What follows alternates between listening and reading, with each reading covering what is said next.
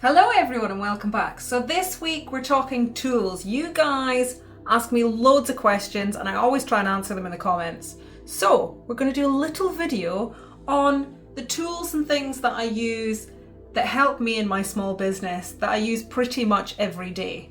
So the number one question I get is what make is your tool? So this, you guys know, is a wood burner tool. You see a lot of people using them on wood, blah, blah, blah. But we use them on hats. I have never once gone out there and researched these to know what one I want. Or gone, this looks like a really good expensive one, I'll get that. I go online and I buy really cheap ones. So anywhere between like 10 and 20 pounds for a tool. Sometimes you get them in a pack of 2, which is really good. I've gone through, I think maybe 6 tools in the 2.5, 3 years that I've been doing this. And they work perfectly well for doing details and line work. They're great. I do have some of the boxes that you guys can look at. They're all different makes. This one doesn't actually even have a name on it. I don't know. It was just one that I bought. And then I think this one might have been the one that I got that had 2 tools in it. But yeah, as you can see, I never buy the same one twice. I buy nice cheap tools because they're gonna burn out eventually. And that's just how I've been working with them. I've had no issues with them. I maybe change them out every 6-8 months, something like that. Maybe, unless there's something wrong. The last one I did use for quite a while, and it was getting really, really hot that I could feel it through the glove. And then I started this one, which I think I picked up maybe last week. It's my new one. The other thing I use is a heat glove. I've had this heat glove since I started. It is covered in pencil marks and looks really gross, but it's one of the cheapest gloves that you can get, and it works just fine. I've never needed anything bigger or thicker. I think that if you got something thicker, it might be harder to hold the tool and be able to control it a bit better. And with the tools as well, you do have to hold them quite high up. So here's like the rubber bit. You have to hold them quite high up, so you're not touching any of the bit that's hot. And when this bit starts getting hot, that's when you know you need a new tool. Okay, so heat gloves. This might seem really simple, but scissors. So this one, a Pro Shear, this one's called. I only use this on fabric. These are fabric scissors. They're lovely, big, fancy scissors. These ones are covered in sticky bits because they need cleaned, and I use this for everything else, like packaging boxes or cutting up something that isn't lovely, soft fabric. So scissors is a must. Next, you guys have also asked me about this. So this is my craft iron. Guy Boom, I think that's how you say that. I'm not sure. I bought this, a long time ago when I first started doing hats, I think.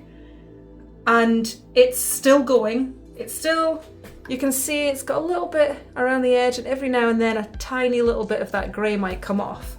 But it still works, it still heats up, it still works perfectly well. I did look online for these and I couldn't get this one again, but all you're looking for is a small craft iron or a small craft heat press, and you'll find ones that just look like this. They come in different colours and obviously different makes. Cricut does one as well, but Cricut is a lot more expensive. Probably might last a bit longer, I don't know. Never used a Cricut one, I just used these. And they'll come with a little stand because obviously they're hot. And I like to also use some Teflon as well. I cut mine to the shape of the hat so it just sits on nicely.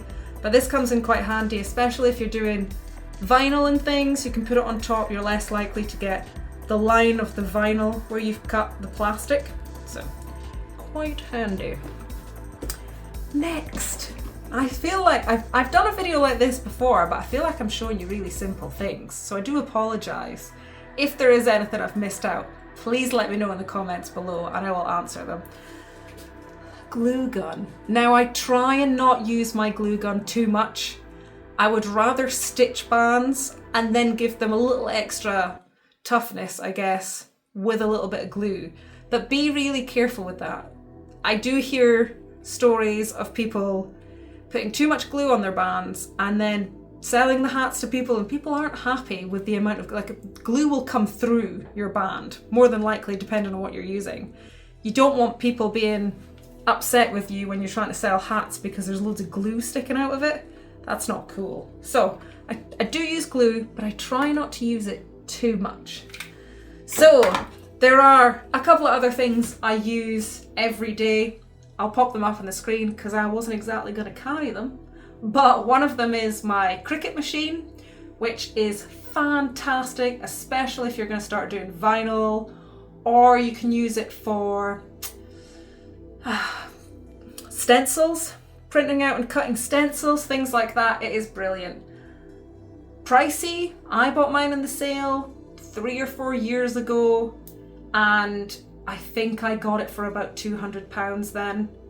Mine's a Cricut Explorer, so it's one of the older versions, but it still works so good and it's super easy to use as well. And the other thing I use pretty much every day is my printer. Seems like a weird thing maybe to put in the list, but I do use my printer a lot, especially like with orders and stuff like that. But I also print out my designs sometimes so that I can trace them, and then I can get them onto hats easier.